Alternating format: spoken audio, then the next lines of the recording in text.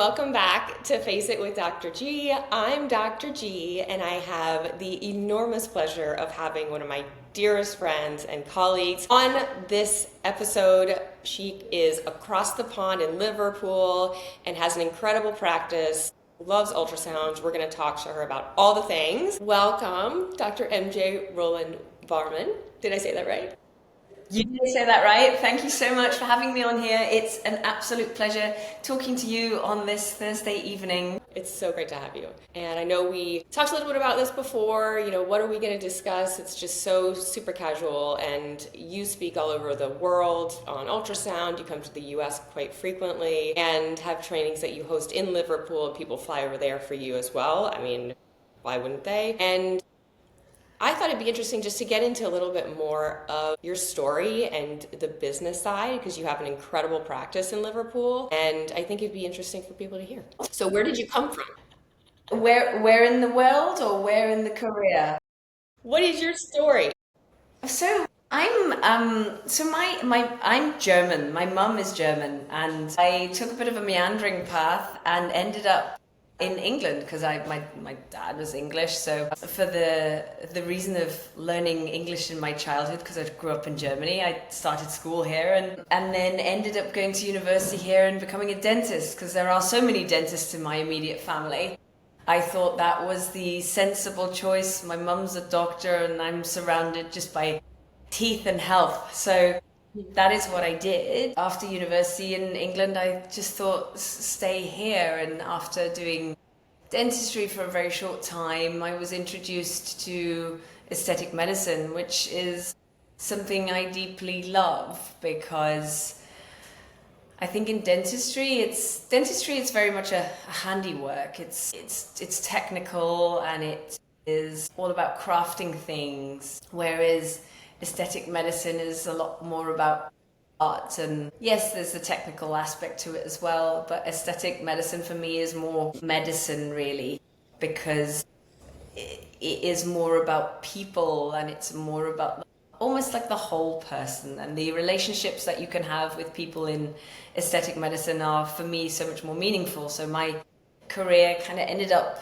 in being all about aesthetics, and a fair few years ago now I quit doing dentistry in favor of doing aesthetics full time, and I've never looked back really. So that's kind of where I came from and how I came to be here. That's incredible, and it is a natural progression. And so when you started in dentistry, did you start your practice, or you said there are a lot of dentists in your family? Did they start the practice? How did that work? They've kind of, they all practice in Germany, and I qualified and started practicing in England. And when you qualify, you have to do this kind of practicing in practice year, where you get to make all of your mistakes. Essentially you work under supervision, and after that you are very much left to your own devices. So I had a few jobs here and there in other people's practices, and I kind of thought, I want to make something special and I want to make something that's mine. And I want to start a practice, really. In the UK, we have this strange thing where they put dental practices in people's houses. So it'll be like a 2-bedroom or 3-bedroom semi-detached, and they'll suddenly convert that into a dental practice.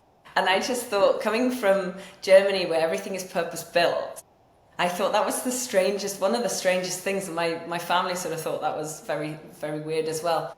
And I thought, I want to create my own practice, I want to do my own thing, and I want to do it the way that I think will deliver the best possible service to patients. And my boyfriend, now husband, was like, okay, yeah, fine, if you want to do that, I'll help you do it. So I had this entrepreneurial seizure where I just thought, right, I have to do this, I must make a dental practice. An aesthetic practice and have it all at all of the things. And we got it into our minds that we needed to do that in Liverpool city centre. So we found ourselves a business unit, and we set up this practice, and we had no idea what we were doing. So we didn't know how much stuff costs. And by the way, dental practices are extremely capital intensive. We had no idea how to get patients. We had no idea how to run a business. We just did not know the first thing. And no one, and I mean no one would give us funding. So we didn't have 2 pennies to rub together. And we went to all of the banks, and the banks looked at our business plan, which was basically written on the back of a cigarette packet on a napkin. And they were like, no. So no one would give us any money either. So we were like, right, okay, fine. So we signed up on this business unit, and we're just going to have to make or break it. So because we didn't have the money to set up dentistry, we started doing, I started off as an aesthetic practice. And then we practiced like that, and we actually rented a dental surgery in another practice from a friend who would just rent us the rooms when he wasn't using them. So that's how I started with my dental practice, and then we started with our aesthetic practice because that wasn't so capital intensive. You basically need a treatment bed and off you go. And my husband was on reception, and he's the worst receptionist ever because he forgets things and payment is optional. So it was just chaos. And then we just sort of grew, and because of the way I think I interact with patients, the patients just started coming. And some of those patients that I saw in those very first days, patient 1 and patient 2 were still my patient. And this was from like 13, 14 years ago, because we're all growing old together, aren't we? And then we grew, and suddenly we had the money to buy a dental chair, so we put in a dental chair. And then the next year we doubled in size because the business unit next door became available. And then we doubled in size again because the other business next door became available. And so we basically grew like a weed. And from me and my husband with not 2 pennies to rub together, we have a team of over 40 people, and in 2020 we doubled in size again. So we're not like you've got multiple locations. We are just one practice that has grown like an absolute weed. And yeah, we went from being nobodies in Liverpool to basically being a household name. Liverpool it's not the world metropolis, but we're kind of proud of our achievements. So that's where we are. So we do dentistry, we do aesthetics, we do everything. And it's a jolly nice little place to work and live. So it's been 14 years, you said. How long have you been open? 2013, so 13 years. 13 years. So how did you get your name out there? You probably talked to everybody about it. It was seeping out of your pores, but Instagram, it wasn't as it was there, I think. Actually, I don't know the answer to that. My husband he's a lawyer by background, but he doesn't actually practice. And he said, right, whatever you want to do, I'll support you. So you need to do the work, and I will find you patients. That's my deal in this. So he learned how to do digital marketing. He learned how to do SEO. He built our website and wrote our website and just made sure that the patients were coming through the door. And that's been his job from day one until now. So that's how we work well together, because you can't just be a clinician. You can't do everything. It's impossible. And I always think it's so arrogant of dentists and doctors to think they are born business people, because business is an entire degree, it's an entire qualification in and of itself. Just because you're a good medic doesn't mean you are a good business person. And indeed, some of the worst businessmen and women out there that I've ever seen have been doctors and dentists and nurses. And just, you're very skilled at your job, and I'm very skilled at my job. But like I said, when we first started, we didn't know the first thing, and we made so many mistakes. And one of the main lessons and the main learnings were not only the mistakes, but also just to keep learning, not only at your trade, not only at your skill, but also just developing yourself through reading, through learning about business, through, I didn't even know which way was up on a financial statement when we first opened. I couldn't tell you what cash flow forecast would have been. So, and it's terrifying. Do you enjoy those things, or would you say you learned it because you had to, and now he kind of runs that? So I learned it because I had to, and the way that we work well together is Ed learns all the things because he works from home and he has the time to do that. He will interpret things and he will tell me what to do, and I will go and execute it. So there is, the strategy we both work on. But I think the on the ground work is something that I do. And I think that share of responsibility is what kind of keeps me sane and also allows me that, you know this as well as anyone, there's working in your business and there's working on your business. And I think it's a very arrogant thing to say at some point you have to start working on your business, not in your business. Well, we have a vocation and we love that. And I wouldn't trade anything for seeing patients and training delegates and interacting with humans that aren't my staff. So I need to still be able to do that to keep me sane. There's the working on my business. Yes, I will execute on those things and I will train and I will interact with my team, but I think that needs that second person so that I can do my vocation, but also part-time work on my business. Yeah, absolutely. And I think it's fascinating because I feel like you really can't do it all, and you really definitely can't do it all well. And there's just been so many phases to me as a business owner and as a clinician. And when do you find outside resources? Because I don't have a significant other that's in the business, it's just me. And so when do I start having, fractional CFOs or whatever it may be?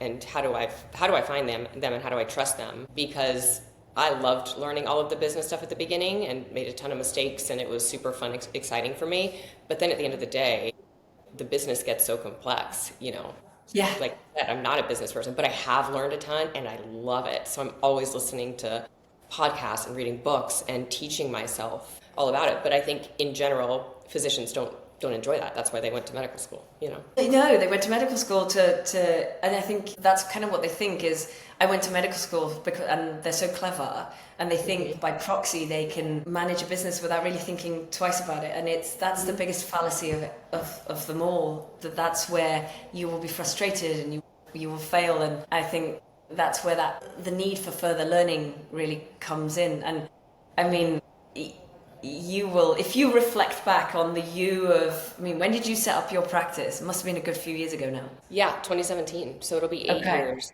The you of 2017, just not only in knowledge, but also in temperament. Oh my Lord. I know. There are changes not only in your knowledge, but in your personality that creep in as you own a business, and the things that would mean the end of the world to you back in 2017 or 2013, the things that would send me into a flat spin or let me fly off the handle. Now I'm like, yeah, that's Tuesday. Tuesday, what else you got? Yeah. Let that one roll off. It's a lot. It's a lot. Yeah. So you said you transitioned now to just the aesthetic part. And so how many dentists do you have that do general dentistry? Well, that's a good question. Or maybe you don't even know Put me anymore. on the spot. So I've got to admit, I have a wonderful operations manager. She runs the entire show. She is appraised of everyone that works in our company. I think we have around 10 to 12 dentists and therapists, because it's not just general dentists. We have orthodontists and specialist oral surgeons and endodontists, and we have this wonderful job role called a dental therapist in the UK, which is basically like a baby dentist that sees general they're like a mega hygienist or a baby dentist. They're kind of halfway in between. So they do things like basic restorative dentistry and all the wonderful things that are just routine. And they are a key part of our practice. So we have a proportionally quite a large number of those. We've got four therapists. General dentists, we have 3, and then we've got an implantologist, an orthodontist, endodontist, oral surgeon, and they kind of all come and go at various different times in the week. Wow. To make this quite complex and quite intricate team that basically looks after the needs of everyone. And it's great because that team kind of stands on their own and they do their own thing and they have a nice little time next door. And we have an aesthetic practice that is same but separate. So there's the two halves of the business which function independently of each other, and that's how we wanted it. But we have our aesthetic team in the side that I work in. Yeah, that's awesome. What made you decide to only have one location and kind of just expand it locally and right there in those walls versus multiple locations? Because for dentists, I typically feel like they are the ones who set, this huge model, multiple locations, storefronts, etc. For me, it was quality assurance because we've got such a great reputation. And main objective was just to deliver the best possible that we could to initially the people of Liverpool. And the opportunity was there to expand and expand and expand again and expand again. And we suddenly ended up with this giant team. And I felt that I don't want to do that in multiple locations. I just want to make sure that we deliver this exceptional service to people here. And I saw my career going into aesthetics and teaching, so I wouldn't have been able. I had to choose one. I had to choose one of the two. It was either teaching or multiple locations. And I think in your sort of working life, you can do maybe 3 things well, and then the wheels start falling off. So I could be a dentist, or I could be an aesthetic educator. I could see my patients, and I can run a business. So that's 4 things. There's one too many there. So I bowed out of doing dentistry in favor of running this amazing business, being an educator, and seeing my aesthetic patients. And those are 3 of my favorite things. So I think you've really got to preserve your own mental health and manage your stresses. Sometimes you have to bow out of that thing that you actually went to university first for. And everyone's always like, oh, don't you miss dentistry? Wasn't it such a waste of time to go through dental school? And it's like the sunk costs theory, where people think they've invested so much time and effort and money, and that their parents are somehow going to be mad at them for not doing the thing that they spent all that time and effort and money for. But actually, sometimes you just got to say, listen, I have to do what's right for me. I have to choose my path in life. And that actually creates a much more solid business. It creates a much more happy individual. And that's, at the end of the day, what we're all here for. We're here to have a nice time. Yeah, I think that is so important and so powerful. And it's almost like you just gave someone advice, a really good pearl there, that what are your 3 things that you want to do if you're looking to open a practice? What are the 3 things you will do to run that practice and, see patients, et cetera, and how will you outsource the other things and get help for everything else? I was never good at that. And I think with you, so you're a doctor, you're still doing your doctor things. It's not like you have this separate this job that people expect you to do. And dentistry is this extra job that people expect you to do. And it just so happens that in the UK, dentistry and facial aesthetics kind of go hand in hand very well. And they do fit very well, but they're very different. Whereas your background as a dermatopathologist kind of enmeshes quite well into your normal everyday life. But with me, it was very much it's either one or the other. Yeah, no, I see that. And derm path is still so weird and not, one of the core specialties that typically goes into aesthetics, that it was hard for me at the beginning because I think they just didn't understand what a dermatopathologist was. And now, of course, as the business grows, I'm like, how can I actually incorporate derm path? Do I want to incorporate derm path? Do we bring in VIP general derm is a division of GFACE MD, and then I read the slides for the biopsies or whatnot? And it's kind of always been in the back of my head. So we'll see. But you're the flip side of what I'm doing. You've built a number of different practices, and I'm sure that comes. How is it that you maintain quality assurance? That's my main thing, because if you're not at one of your other sites and you've got a bad egg there, that can go unnoticed for time and time again. And that is what worries me. It's the team that I'm not currently in are doing whatever that team believes right at the time. And it's finding that core management team and that team that will essentially do you proud, do your brand proud. And that, I think, is the difficulty between moving from one location to multiple. Yeah.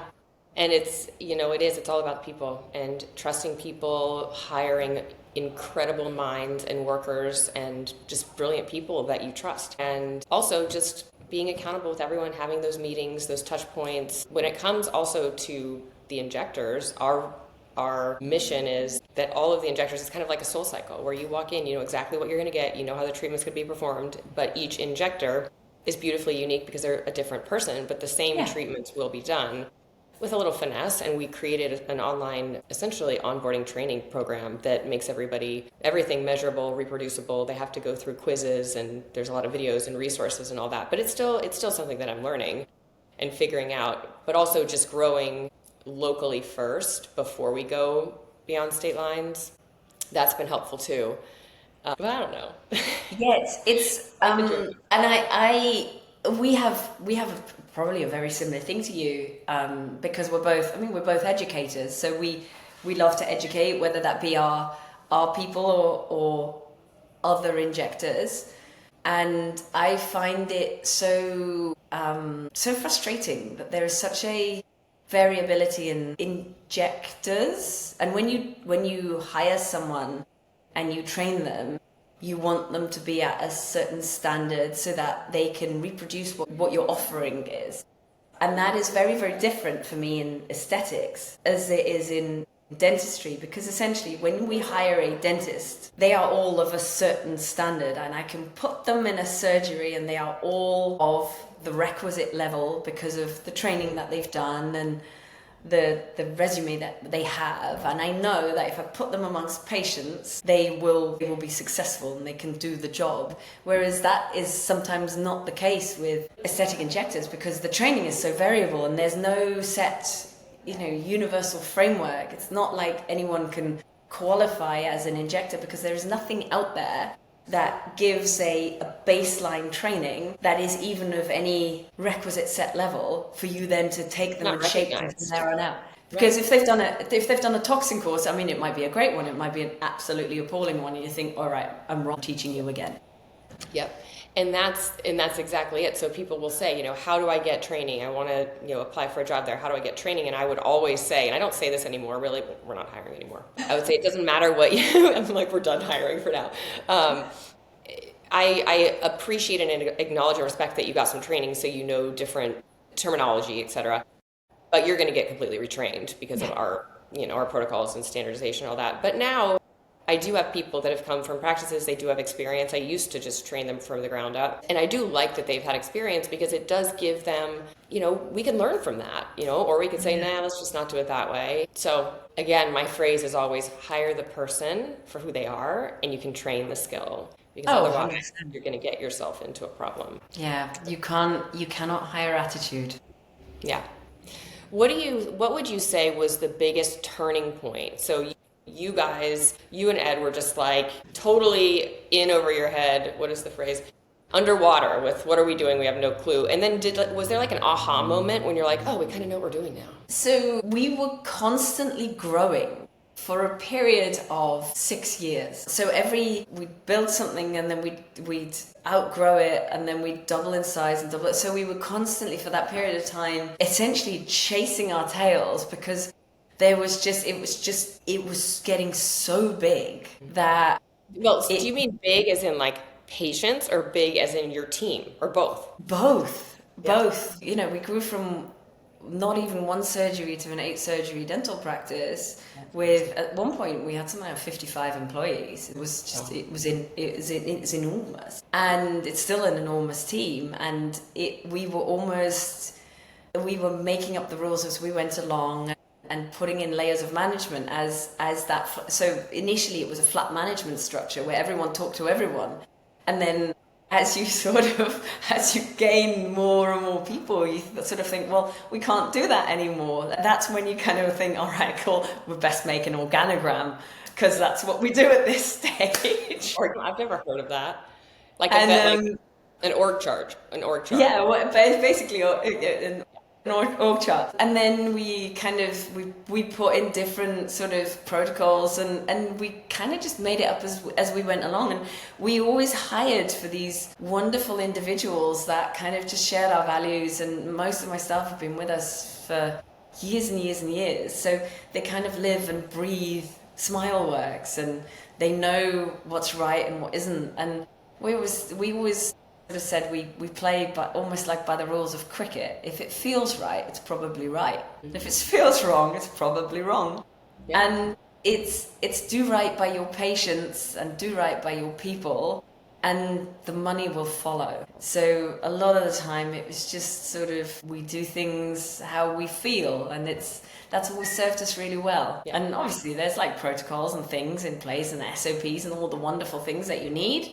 But at the end of the day, it's still very much we do it because we love it. And if you do it because you love it, because you have a passion, the passion is your number one, determinant for success. If you lose that passion, then your business is doomed. But, that's always how we've turned up to work, and we've had that passion, we've had that motivation. Our people share that ethos, and we just get on, and like I said, we have a nice time. Yeah, it's so amazing. It's so amazing. And you have time to travel and teach. And it's funny because recently I've just been like, I'm tired. Like it's been so much of the business. It's been really business heavy for me from a focus perspective. And it is really important to keep what you love, because I'm like, I really love injecting, but I just haven't been doing it as much. The summer's a little bit slower from a volume standpoint, but you can But see it always how. is, isn't it? It's the summer. Yeah. In the summer, in a aesthetic practice, you are competing with the zoo and day trips, because most of your patients are women, and a lot of my patients are single moms, and my toxin treatment isn't on their radar in the summer. It's going to Chester Zoo and delighting their children. So in the summer, it's actually a thing. And I started doing this a few years ago.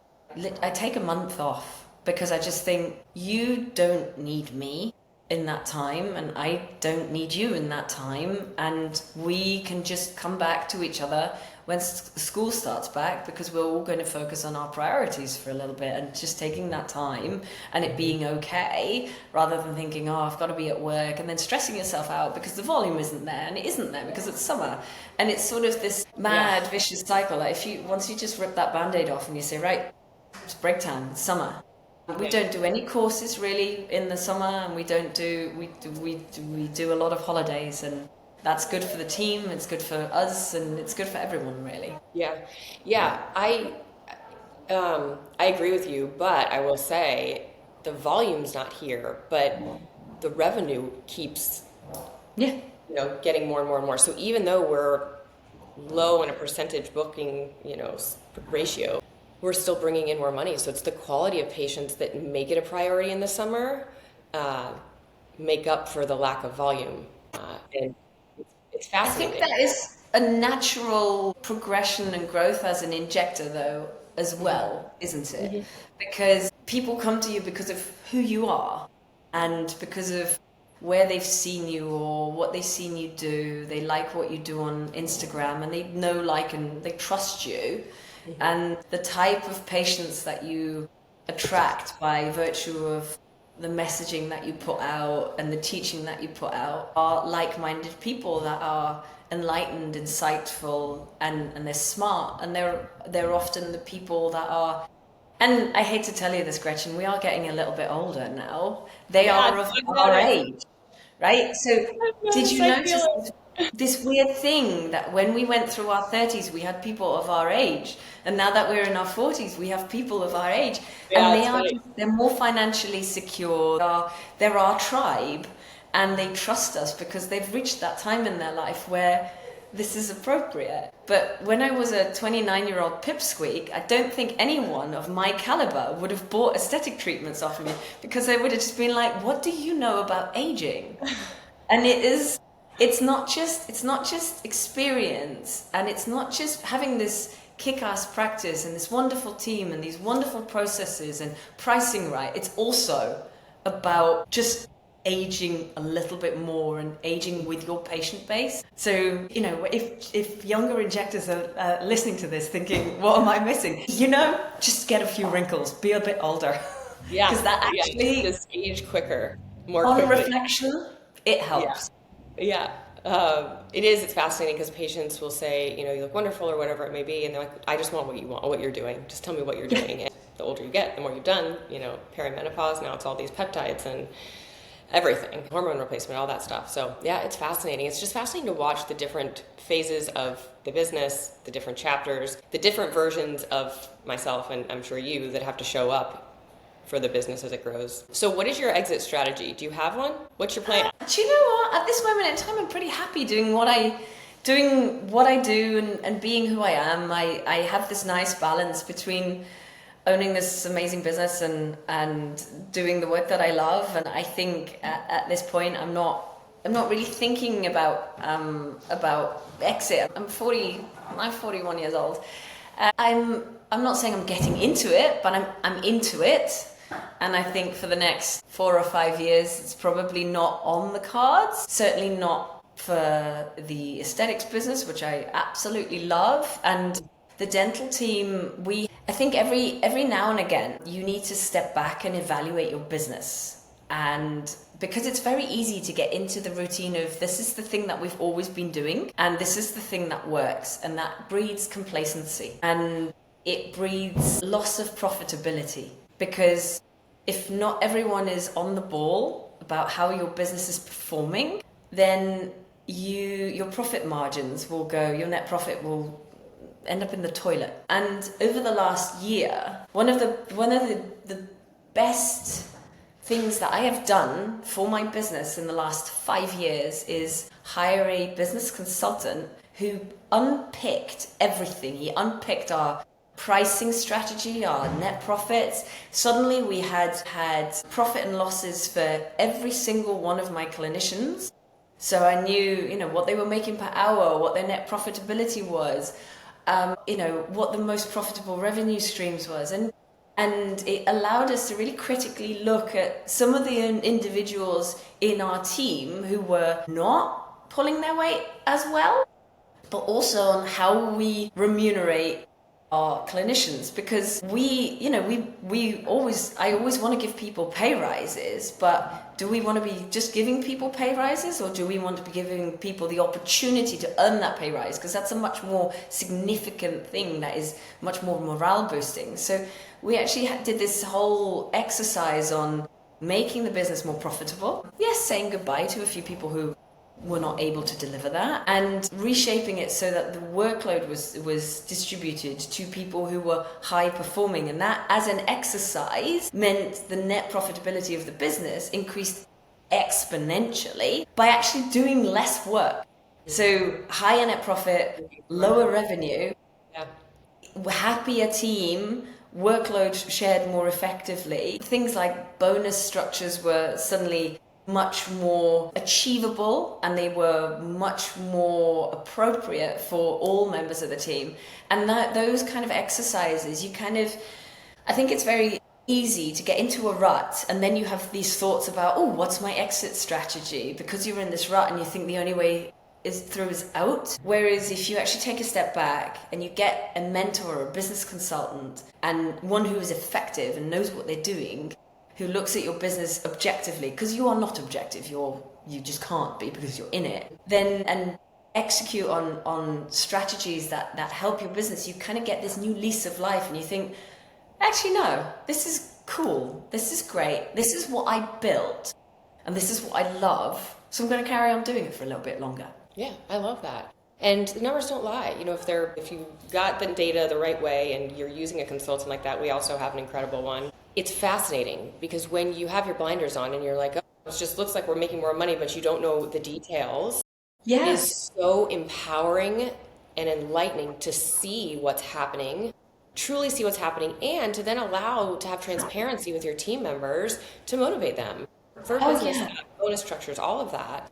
And you really, truly do figure out who is kind of a drain to the company, or who are your biggest producers and how are they doing that. And just because somebody's schedule is booked, you have to look at the details more. What are they doing in their treatments? How are they really taking care of their patients? Are their patients rebooking? So now we have our chief growth officer she sits down with our injectors every week, I think, or once a month. I think it's every week right now, and goes through all of these different measurables to help them, to empower them, to say, I'm here for you. Let's go after it. I want you to be successful. Metrics. Yeah. Metrics are what makes teams really work and strive towards a common goal. And that's, we brought in metrics in, gosh, must have been like 2015, 2016 for our support staff. And they've always had metrics. They've always been measured. But it's only very recently that we've started really, we knew the stats, but that we've really started working on our clinical team for managing their own metrics and stats, and being able, having those numbers at your fingertips is so important, especially when you're running a big team, because it's sometimes very easy for people who are not necessarily working in the same sphere of the business as you to kind of think you are removed, you don't understand what they're doing, and you're just some person that owns the business, and you are, by virtue of the fact that you don't interact with them so much, or you can't interact with them so much, you're just in a different team, you sometimes are at risk of becoming the enemy, and it's like a us and them, and you have to craft things that allow your injectors or clinicians to strive so that your values are aligned, so that, you know, we're not the bad guys and they're not the bad guys, but if we do something that helps them and they do something that, you know, helps them achieve more and find a higher purpose in their role, that it works for everyone, it helps everyone. And if it means that, you know, that at the same time they get paid more and they, by virtue of that, get a better work share or a workload, then everyone is happy. Yeah, absolutely. You know, and truly diving into your team members, because there's a lot of hidden talents that you may not recognize. Instead of saying, oh, I have to hire someone to do this or hire someone to do this, ask your team. Maybe they want a little bit of diversification in their day. We are kind of revamping our TikTok, and it was like our social media videographer, photographer, she's overwhelmed. She's doing a lot, and I'm sure she could take it on her plate. But we were like, who on the team would be interested? You know, we had 2 people that were like, we would love to. So you don't always have to look outside. It's easier to find talent within, and then everyone's happy. You know, they're doing something. And I think as a business owner, it's very easy to try and take on everything, because you're this exceptional human who can spin all these different plates, and it's very easy to say, there's a new thing, I'll do it. There's a new this, I'll do it. But actually, for some of the newer areas of our business that we're bringing in, I was like, actually, that's not appropriate for me to do. That's not my job. One of my injectors, do you want to do that? This can be your thing. Like, take it and run with it and make it successful. And that empowerment is so valuable, and just, it makes them feel not only loved, but that they have that purpose. And they will always, you know, if you've got the right people, they'll always make a good job of it. Mm-hmm. I totally agree. It's amazing. Well, it's almost been an hour. I'm like, how is this possible? This has been so much fun. And I know you were on Instagram Live last time, but tell people your Instagram here so they can find you. So it's Dr. MJ Smileworks. If you type in Dr. MJ Smileworks, it has underscores in it and all of that kind of good stuff. But if you just type in Dr. MJ Smileworks, up will come my Bonnie face, and you can click on it and interact with me, and we can all have a nice time. Yeah, and you'll be at Face It Live, so we're so excited to have you. I will be at Face It Live. And then tell people a little bit more about your trainings. You do ultrasound trainings and injectable trainings in Liverpool, right? We do. We are currently working on some more US dates for next year, because we had a run of very amazing US dates near Boston, where else did we go? In Phoenix and in Austin in Texas. Yep. So we did those this year, and then we have another 3 trainings in the UK. So we did London, and we have 2 Liverpool training dates, one of which is in September.